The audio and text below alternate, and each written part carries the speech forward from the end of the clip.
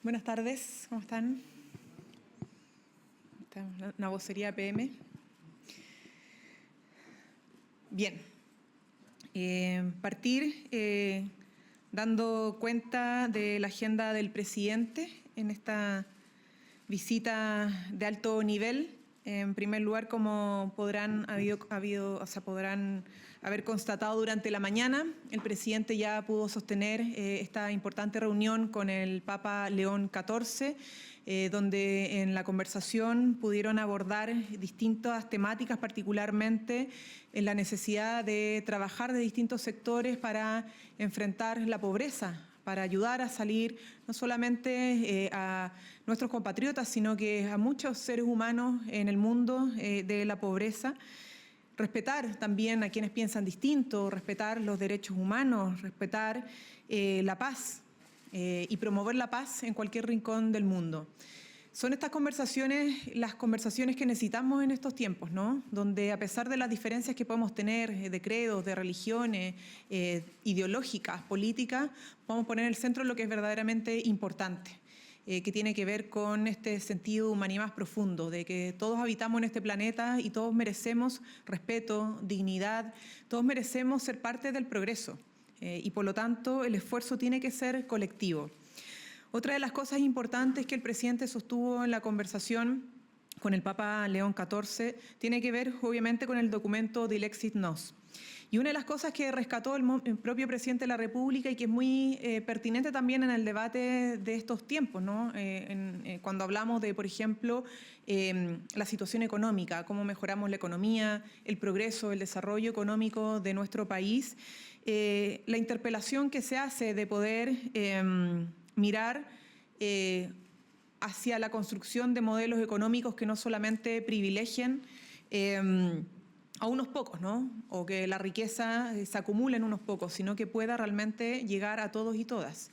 Y eso es un desafío de los distintos países y, por cierto, también que el nuestro, ¿no? Cómo pensamos que el crecimiento económico no sea una cuestión solo de datos, sino que vaya reflejándose también en todos los hogares de nuestro país. Por lo tanto, poner en el centro de la discusión a los rezagados y también poner en el centro de la discusión la justicia social, ¿no? Que la economía también está al servicio de la justicia social. Además de esta importante conversación, como ustedes saben, el presidente el día martes, mañana, va a encabezar la ceremonia inaugural del Foro de Inversión de la Iniciativa Mano de la Mano de la FAO, que es la Organización Nacional de las Naciones Unidas para la Alimentación y la Agricultura, y va a sostener a partir de eso también una reunión bilateral con su director general. El día miércoles el presidente va a encabezar además el encuentro de negocios Chile-Italia, donde va a poder participar de un foro donde van a estar presentes más de 100 inversionistas italianos. Justamente son estas iniciativas las que nos han permitido también no solo generar un buen posicionamiento de Chile en el mundo, sino que atraer importantes inversiones a nuestro país que generan no solamente crecimiento económico, sino que también generan mejores condiciones para el empleo y la productividad en Chile. Esperamos obviamente que este foro también traiga esos importantes resultados. Posteriormente el presidente se va a reunir con el presidente de Italia, Sergio Mattarella, donde van a sostener una reunión bilateral y van a liderar un seminario de conmemoración de los 50 años del atentado contra el exministro y diputado Bernardo Leyton y su esposa Ana María Fresno, que fue cometido lamentablemente por agentes de la dictadura en 1975 durante la dictadura civil y militar. Finalmente, el presidente de la República va a volver a Chile durante el día jueves. Va a aterrizar en Santiago la mañana del jueves y va a continuar su agenda de trabajo en el país. ¿Por qué? Porque además tenemos el día viernes un hito importante porque se va a realizar el primer pago de la deuda histórica para nuestros profesores y profesoras. Esto es clave, obviamente ustedes saben que fue uno de los compromisos de nuestro programa de gobierno. Pasaron 8 gobiernos y más de 40 años sin que se resolviera la deuda histórica para los profesores. Y por lo tanto es un momento muy importante para nuestro país, luego además del Día Nacional de los Profesores y Profesoras, porque están en su día el día jueves, y el día viernes se va a celebrar esta ceremonia de la primera transferencia en el marco de una ley que costó sacar, pero con acuerdo y con aprobación mayoritaria más de los profesores y profesoras que respaldaron esta iniciativa, empieza a implementarse y a materializarse a partir del día viernes. Bueno, esto es una agenda intensa del presidente y como saben nosotros seguimos gobernando con importantes tareas y por eso que además esta semana, no con la presencia del presidente de la República, pero sí como parte de las tareas de gobierno, seguimos con el trámite legislativo de la ley de presupuestos, seguimos también en la línea de la promulgación de leyes ya aprobadas por parte del Congreso Nacional, de proyectos que hemos promovido como Ejecutivo y eso se va a reflejar el día miércoles también con la promulgación del primer registro nacional de personas ausentes por desaparición forzada para justamente complementar y reforzar la agenda de derechos humanos que ha empujado el presidente de la República, Gabriel Boric, en línea de lo que ha sido el Plan Nacional de Búsqueda y de otras iniciativas legislativas para avanzar en justicia, en verdad y en reparación. Y además, en materia de progreso y desarrollo para nuestras regiones, contarles que el día jueves vamos a realizar la entrega de 121 buses eléctricos en Copiapó, en línea justamente de hacer que la electromovilidad llegue no solamente a distintas comunas de la región metropolitana, sino que también a otras regiones del país que por primera vez están pudiendo disfrutar de un transporte público de calidad, moderno y además amigable con el medio ambiente de las regiones. Así que eso es un gran avance, obviamente, porque el país tiene que seguir progresando, que el crecimiento económico se refleje no solamente en mejores salarios, en mejor ingreso, en jornadas laborales más cortas, en mejores pensiones, sino que también en materia de conectividad moderna en todas las regiones de nuestro país. En segundo lugar, tenemos, y a propósito del debate económico, mañana, bueno, hay una importante conversación, un encuentro de la NADE, donde los protagonistas evidentemente van a ser las y los candidatos presidenciales, pero el presidente de la República se va a conectar de manera telemática y que lo que nos interesa a nosotros como gobierno es que sea un debate constructivo y que ponga también en el centro no solamente las distintas opiniones que pueden haber sobre la situación económica de Chile, sino que también los datos, la evidencia para poder ver exactamente cómo Chile ha ido progresando y al mismo tiempo qué cosas les falta todavía, porque en nuestro país siguen habiendo distintos problemas que resolver. Hay personas que siguen teniendo muchas dificultades y por cierto que esa parte de la conversación es fundamental, ¿no? Cómo hacemos que la conversación sea no solamente sobre crecimiento económico, sino que también sobre justicia social y cómo no dejamos atrás a las personas que lamentablemente han sido más postergadas durante décadas. Y en este sentido simplemente recordar algunos datos que son claves para que tengamos una conversación honesta y que ojalá la conversación para que sea en el fondo constructiva también parta de la honestidad intelectual, ¿no? Y en eso recordar en primer lugar que Chile ha logrado superar la situación de inflación que tuvo 14%, ¿cierto?, de inflación en Chile, o sea, hemos logrado controlar la inflación. En segundo lugar, que en Chile los salarios vienen creciendo sistemáticamente durante los últimos 30 meses. Y eso es relevante, ¿no? El mejorar el poder adquisitivo de nuestros compatriotas. Además, en nuestro país se han logrado crear 560.000 empleos formales, al mismo tiempo que estamos con las cifras más bajas de inflación, estamos hablando de informalidad, de 26%, ¿no? Además, Chile fue ya reconocido internacionalmente por su solidez fiscal e institucional, según la Fitch. Y eso ha implicado también, y no por nada, que hayamos logrado aumentar las inversiones, particularmente la inversión extranjera directa, en un 4,4% hasta agosto de este año, comparado con igual periodo del año anterior, ¿no? Y esa cifra probablemente vaya mejorando porque las inversiones siguen creciendo, la inversión extranjera directa en Chile. Por otro lado, nuestro país anotó otro récord histórico en materia de exportaciones. O sea, Chile sigue creciendo, haciendo crecer las exportaciones hacia el mundo, ¿ya? Y eso ha tenido que ver justamente por la gran valoración que existe en el mundo de los productos chilenos, los productos que producimos, valga la redundancia, en nuestro país. Y por último, Chile mejoró su proyección de crecimiento a 2,6% para el 2025 según el Banco Mundial, superando todas las expectativas, incluso las del propio gobierno. Entonces, esto da cuenta de que en materia de indicadores económicos Chile está progresando y sobre esa base tenemos que, obviamente, construir y generar un debate que nos permita ver cómo a partir de ese avance encontramos, ¿cierto?, las respuestas a los problemas que siguen persistiendo en nuestra patria para poder hacer de Chile un país con una economía sana. Una economía sana significa que vaya en línea al respeto al medio ambiente y también una economía que vaya en la línea de las necesidades de ingresos que tienen nuestros compatriotas. Preguntas. Ministra, mi consulta es sobre esta reforma constitucional para enviar a militares a la frontera. Esto porque han habido un par de críticas del oficialismo, por ejemplo, del diputado Matías Ramírez, de la oposición, del diputado Francisco Undurraga. Ellos tienen la duda de si, en el fondo, el Congreso, piensan que el Congreso debería seguir autorizando esto. Entonces, la consulta es si usted cree que hay piso político para llevar a cabo esta reforma. Bueno, gracias por la pregunta. Justamente tuvimos una reunión del Comité Político Ampliado que realizamos todos los lunes con los partidos oficialistas y esto fue uno de los temas que se abordó. Y habían inquietudes sobre el anuncio presidencial, pero que se fueron aclarando, ¿no? Yo creo que no hay nada que el diálogo y la buena comunicación no pueda resolver justamente para hacer avanzar esta reforma constitucional. Para nosotros es muy importante reforzar todas las medidas que hemos desarrollado como gobierno para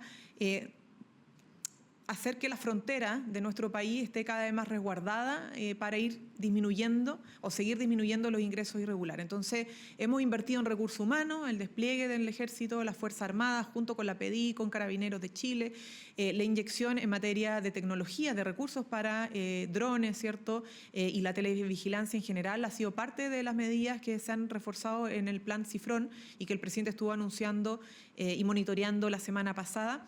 Pero eso hay que agregarle esta reforma constitucional, ¿no?, que es importante para que sea una función más permanente, pero siempre sometida al control del Parlamento, ¿no? Esto no quiere decir que el Parlamento no juegue un rol. De hecho, el Parlamento es el que tiene que discutir esta reforma constitucional y tiene que aprobarla, pero más incluso la evaluación o incluso más allá de la evaluación, sino que el poder no derogar la norma, pero el poder terminar con ese despliegue es una facultad también del Parlamento, ¿no?, si así lo estimara conveniente, según la propuesta de la reforma constitucional. Entonces, aquí combina las facultades de los distintos poderes del Estado, tanto el Poder Ejecutivo como el Poder Legislativo, que tiene una labor importante en control y fiscalización de las facultades, en este caso presidenciales. Entonces, insisto, nunca los debates son 100% expeditos ni fáciles, pero no hay nada que el buen diálogo y la buena comunicación en el Parlamento no pueda resolver respecto a esta necesaria medida.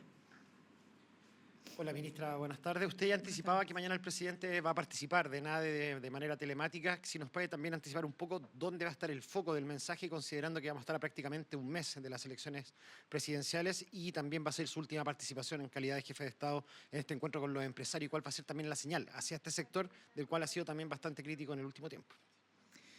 Sí, bueno, yo creo que, en primer lugar, algo que recogía el presidente en la conversación con el Papa León XIV dice relación con pensar el crecimiento y el desarrollo económico también en clave de justicia social, ¿no? Y para hacer que la economía esté al servicio de todos y todas y no solamente de unos pocos, vale la pena hacer valer la importancia de los acuerdos para avanzar, ¿no? Y yo quiero quizás, no como forma de adelantar lo que va a ser la intervención del presidente, pero sí relevar algo que ya en otras oportunidades ha dicho el presidente. Para que nuestro país siga progresando, hay que lograr puntos de encuentro, ¿no? La reforma de pensiones se logró porque logramos un acuerdo, y un acuerdo que recoge la opinión, la mirada de los trabajadores, de los propios pensionados, como también del mundo empresarial y de las distintas miradas políticas, al menos de la gran mayoría de la diversidad política que existe en el Parlamento. O cuando aprobamos el salario mínimo, lo hicimos poniendo en la mesa a los empresarios, a los trabajadores y al Poder Ejecutivo. O la reducción de la jornada laboral a 40 horas, ¿no? O lo que fue el royalty minero, y así un largo etcétera. Podríamos hablar del Ministerio de Seguridad Pública, ¿no? O como lo fue el pago de la deuda histórica, también con los acuerdos más transversales. Por lo tanto, lo que esperamos, insisto, es que el diálogo sea constructivo, y para que sea constructivo necesitamos no solamente poner un adecuado diagnóstico de la situación del país, sino que también relevar la importancia no simplemente de la confrontación de las ideas, sino que del esfuerzo por los puntos, encontrar y ver los puntos que son en común para justamente destrabar, ¿no?, los conflictos que se arrastran por décadas. Porque si no hay capacidad de generar acuerdos de miradas amplias, la verdad es que estamos condenados al estancamiento. La única manera de salir del estancamiento es con acuerdos, ¿no?, es encontrando los otros puntos en común, ¿no?, y no solamente viendo las diferencias o centrándonos en los ataques. O sea, en paz se logran los mejores acuerdos. Y creemos que ese debiese ser el sentido de esta conversación. Y esperamos que así sea. Insisto, a pesar de las diferencias que podamos tener, la ciudadanía y los chilenos y chilenas esperan que las dificultades las enfrentemos con altura de miras y siendo capaces de generar espacios de entendimiento y de acuerdos para seguir avanzando. ¿Cómo está, ministra? Muy buenas tardes. Buenas tardes. Preguntarle, este sábado se cumple un nuevo aniversario del estallido social. Desde el gobierno, ¿cómo ven en retrospectiva lo que fue este hito en la historia de nuestro país y las manifestaciones que vinieron de él? Y en particular, si consideran que se ha podido avanzar durante el gobierno en las demandas que se pusieron adelante durante el estallido social. Bueno, sin lugar a duda el presidente ya lo ha dicho, no podemos pasar del no lo vimos venir al aquí no ha pasado nada. Y a veces a ratos se tiende a caer como en el negacionismo del malestar social subyacente al estallido social, hablando solo de este como un acto delictual o de violencia. Porque violencia hubo, pero la mayoría de las personas participaron de este espacio manifestando un descontento sobre desigualdad, sobre la falta de resolución en materia de pensiones, sobre los bajos ingresos, sobre los problemas de la conectividad, el transporte, sobre los problemas de salud, y no podemos negar esa realidad, ese llamado que hicieron nuestros compatriotas. Y por eso es tan importante seguir teniendo, insisto, un debate de altura, no centrado solo en un aspecto de lo que fue el estallido, sino que teniendo una mirada integral, ¿no? Por respeto, además, a todos los compatriotas que salieron a manifestarse de manera pacífica. Y en ese sentido hay que recordar que hemos avanzado y también hay que señalar que hay cosas que todavía faltan por resolver, ¿no? Esto no es blanco y negro. En lo que hemos avanzado efectivamente es que logramos, por ejemplo, resolver el tema de las pensiones, al menos con una reforma que costó más de 10 años poder sacar adelante. Y hoy día ya se están haciendo, ya se hicieron los primeros pagos del aumento de pensiones de la PGU de 250.000 pesos. En enero van a venir otras alzas en las pensiones para más de 1.200.000 personas. Estamos con el pago de la deuda histórica, por ejemplo, y así, ¿no? O lo del salario mínimo, las 40 horas. Entonces hemos abordado ciertos aspectos del malestar, pero por cierto que hay que seguir avanzando, ¿no? Y de eso se trata el progreso. El progreso es algo constante. Cada vez que uno resuelve un problema ve otros problemas que antes no se veían, ¿no? Y por eso es tan importante que Chile mire hacia adelante y no se dé a abrir espacio a retroceso, sino que a seguir progresando. ¿Cómo está, ministra? Tengo dos preguntas. Una, a ver si me puede ayudar a resolver respecto a la gira del presidente en Italia. También su paso por Roma, por Italia, ¿tiene que ver con la candidatura de Michelle Bachelet a la ONU? ¿Va a hacer gestiones para eso también o no? No, y creo que lo preguntaron, si mal no recuerdo, el viernes pasado al propio canciller y en eso hemos sido sumamente claros y transparentes. Esta es una gira que se estaba preparando hace meses en el marco de una visita que tradicionalmente hacen los mandatarios para conocer al Papa, ¿no? En este caso el nuevo Papa que asume esta importante tarea después del Papa Francisco. Y en ese ámbito se encuadra esta visita al presidente y además en la agenda que yo les he mencionado. Los tiempos son sumamente acotados y el presidente tiene una agenda muy, muy intensa para poder cumplir justamente con la participación en el foro de la FAO, la participación en Italia con estos más de 100 inversionistas y además de la conmemoración del asesinato, ¿cierto?, del exministro y diputado Leighton. Junto con su señora. Eso es la agenda pública del presidente, la agenda que va a realizar y no tiene otros propósitos. Ministra, ahora quería preguntarle respecto a la molestia de la Federación Regionalista Verde Social después de la salida, la remoción del cargo del director nacional del SAG. El partido ha hablado de represalias políticas de la moneda, de hostigamiento, de persecución política. ¿Qué hay de cierto de eso? ¿Cómo reciben esas críticas desde de este propio partido oficialista? ¿Ustedes cómo lo ven? Y lo otro, ¿qué hay de cierto de las reales motivaciones que lo terminaron sacando del cargo? Porque la federación dice que no tiene que ver con mala gestión, como lo dijo la ministra de Agricultura. ¿Cuáles fueron las reales motivaciones? Mire, los que ha dicho la ministra de Agricultura, y eso es la evaluación que sostiene la salida del exdirector. No puede leerse todo en clave política cuando las razones son de gestión. El gobierno tiene que estar siempre mejorando su despliegue, su trabajo para responder a las necesidades de nuestros compatriotas. Los partidos y parlamentarios muchas veces pueden interpretar o sobreinterpretar políticamente las decisiones de gobierno, pero si hay algo que nadie puede poner en duda es que el Ejecutivo tiene que estar permanentemente monitoreando su despliegue para mejor cumplir con las tareas que el presidente ha mandatado en distintos ámbitos y en distintas cartas. En este caso, el Ministerio de Agricultura, que tiene un rol muy importante, evidentemente, en el contexto actual donde Chile tiene que seguir liderando en exportaciones, tiene que seguir respondiendo a las demandas de los agricultores, no solamente los grandes, sino que también los pequeños, la agricultura familiar campesina, las fiscalizaciones que hace el SAC, entre otras materias. Y en ese sentido se marcan las decisiones. Hola, ministra, buenas tardes.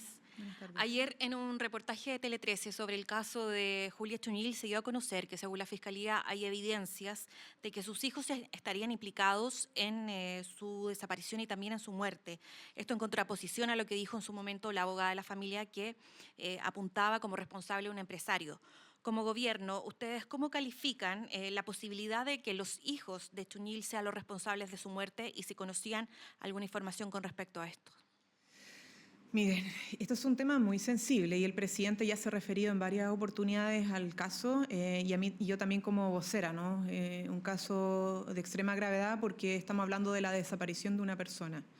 Y evidentemente lo primero que uno tiene que hacer cuando una persona desaparece es solidarizar y empatizar con los seres queridos de esa persona y que están preocupados por su paradero, ¿no? Y no solamente ellos, sino que el país y el propio gobierno se sigue haciendo la pregunta ¿dónde está Julia Chuñil? Y es deber de otro poder del Estado, en este caso el Poder Judicial, avanzar en las líneas investigativas que tenga justamente para conocer la verdad, sea cual sea la verdad, ¿no? Pero queremos saber finalmente qué es lo que pasó con ella, ¿no? Las razones de su desaparición y también saber dónde está. Y eso yo creo, más allá de lo que opine el gobierno, es lo que esperan todos nuestros compatriotas.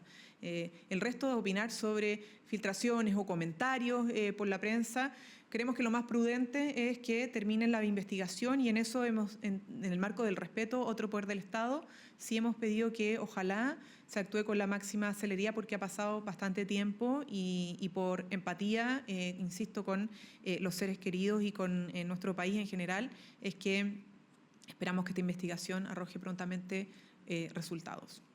Dentro de las otras veces, ministra, en que usted se ha referido al caso, dijo también de que Julia Chuñil era defensora ambiental de la comuna de Mafil.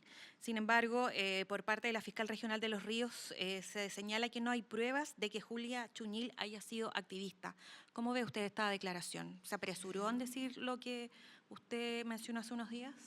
Miren, la verdad es que yo creo que hay que volver al punto central, ¿no? Esto es algo que está siendo investigado en este momento y esperamos que al término de esta investigación se puedan dar todas las claridades respecto a este caso.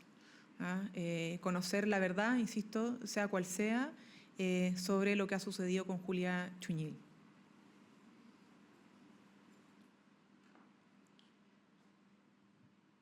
Ministra, buenas tardes.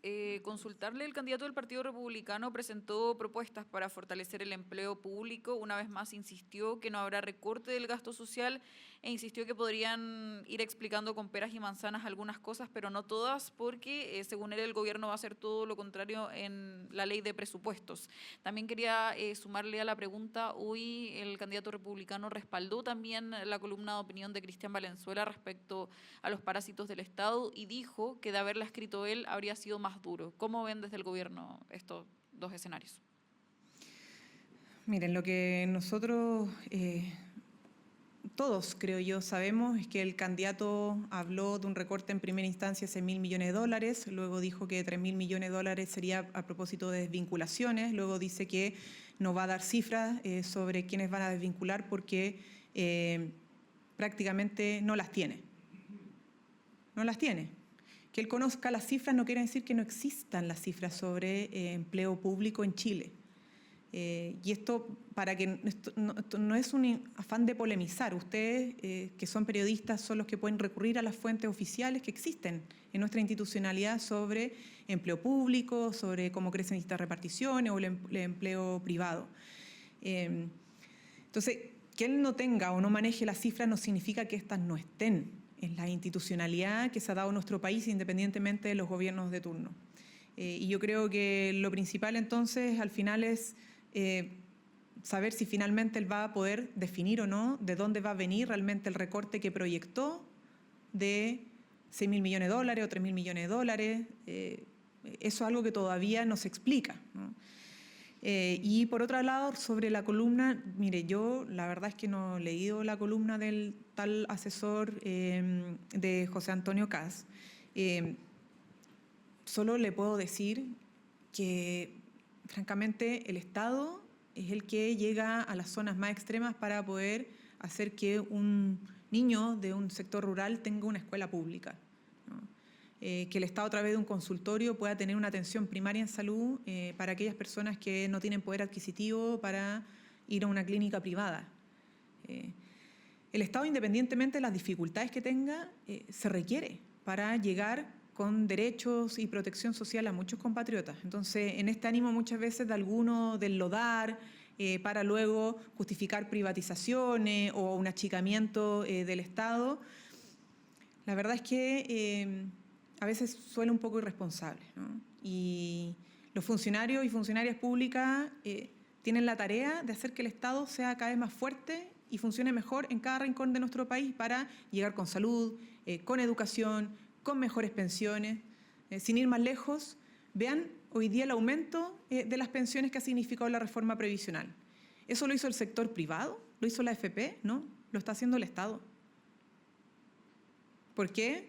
Porque la AFP no lograron nunca pagar lo que prometían en pensiones. Y tuvo que venir el Estado, de manera solidaria, a poner los recursos donde los privados no pudieron hacerlo. Entonces, cuidado con comprarnos el cuento de que todos están ejerciendo un aprovechamiento, ¿cierto?, de la función pública, a través de la función pública, que se llega a lugares donde otros no llegan, ¿no? Y creo que, insisto, en eso hay que ser un poco más responsable, al menos en cuanto al titular de aquello. Creo que, no sé, quizás están hablando de la propia experiencia, ¿no? Pero por respeto a otros funcionarios y funcionarias, creo que hay que medir un poco más las palabras. Buenas tardes, ministra. Quería preguntarle si es que el gobierno es crítico de los reproches que tanto el presidente del Partido Comunista, Lautaro Carmona, así como integrantes de la Comisión Política del PC han dirigido a la entrega del Premio Nobel de la Paz a María Corina Machado. Carmona ha dicho que lamenta este reconocimiento, que Machado es una persona que ha convocado que se intervenga militarmente dentro de Venezuela. Jadwe, por su parte, denunció que Machado se ha puesto a disposición de una potencia extranjera para promover un golpe de Estado en su propio país. Le pregunto si es crítico al respecto porque el viernes pasado el canciller valoraba y celebraba este reconocimiento a Machado, relevando su rol opositor dentro de un régimen dictatorial en Venezuela.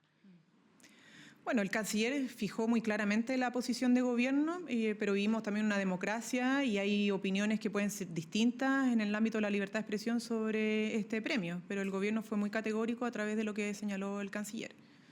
Claro, se lo pregunto por ser declaraciones del propio sector, ¿no? Así es que es baladí para el Ejecutivo saber que hay una opinión contraria que en el fondo también reviste la posición misma sobre Venezuela en este momento. No, mire, la verdad es que vuelvo al punto. Aquí pueden haber distintas opiniones sobre el carácter de estos premios y a quién se le entregan, pero como Ejecutivo la Cancillería fue clara en señalar su posición al respecto. Ministra, por acá de nuevo.